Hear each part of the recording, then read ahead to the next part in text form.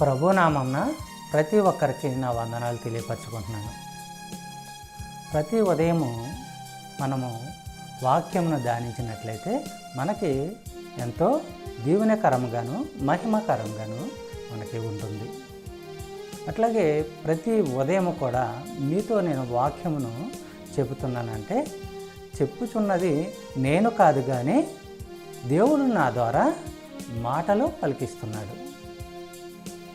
సహోదరి సహోదరులారా, ఈరోజు దేవుని వాగ్దానం ఏమనగా ఇర్మియా గ్రంథము 1వ అధ్యాయము 9వ వచనము.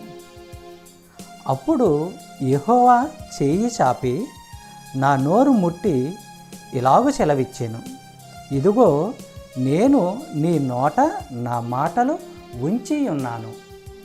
సహోదరి సహోదరులారా, బైబిల్లో రాసిన ప్రవక్తలందరూ కూడా దేవుడు చెప్పిన మాటలను ఎలాంటి తప్పులు లేకుండా దేవుడు ఏదైతే మాటలు పలికాడో అదే మాటలను స్వచ్ఛమైన మాటలుగా బైబిల్ గ్రంథంలో రాయడం జరిగింది.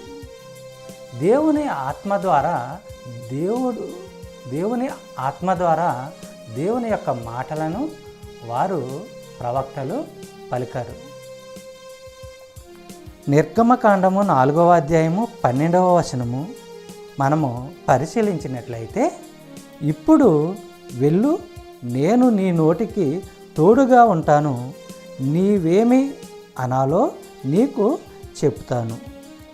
సహోదరి సహోదరులారా, బైబిల్ గ్రంథం అంతా కూడా దేవుని మూలంగా రాయబడింది. ప్రవక్తలకు దేవుడు గ్రంథంలో ఏమి రాయాలో అవి వారికి తెలియపరిచాడు. వారి మనసులో దేవుని యొక్క ఆలోచనలను కలిగించాడు. దేవుని పరిపూర్ణ ఆత్మ ద్వారా ప్రవక్తలు దేవుని యొక్క మాటలను పలికారు. ఎందుకంటే ప్రవక్తలు బైబిల్ గ్రంథం రాసినప్పుడు వారు సొంతంగా ఆలోచించి ఏమీ రాయలేదు. వారు స్వతహాగా రాసింది ఏమీ లేదు. దేవుని యొక్క మాటలను దేవుడు వారికి కలిగించిన హృదయాలోచనలో ఇచ్చిన మాటలను మాత్రమే బైబిల్ గ్రంథంలో రాశారు.